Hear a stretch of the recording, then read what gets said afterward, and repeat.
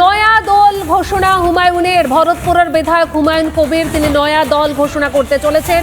মুর্শিদাবাদের বেলডাঙ্গায় হুমায়ুনের সভা। খাগড়ুপাড়া মাঠে চলছে মঞ্চ বাঁধার কাজ। খাগড়ুপাড়া মাঠে মঞ্চ বাঁধার কাজ একদম বলা যেতে পারে শেষ মুহূর্তের প্রস্তুতি। আগামীকাল নয়া দল ঘোষণা করতে চলেছেন হুমায়ুন। ভরতপুরের বিধায়ক হুমায়ুন কবির তিনি নয়া দল ঘোষণা করতে চলেছেন। মুর্শিদাবাদের বেলডাঙ্গায় হুমায়ুনের সভা।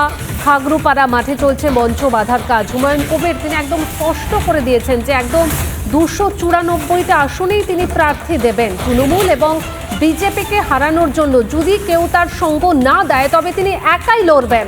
কাল ঠিক 12টায় এখানে শুরু হবে।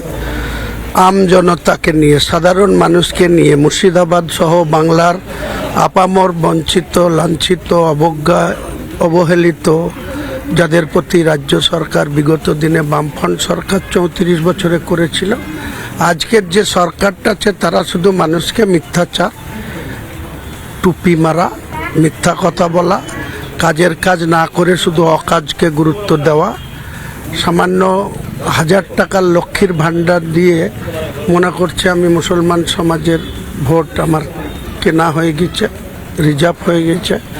আর এক শ্রেণীর মুসলিম রয়েছে যারা আজব তৃণমূলের পা চেটে তাদের হয়ে চাটুকারি করছে, তাদেরকেও বার্তা দেওয়া, তাদেরকেও জবাব দেওয়া।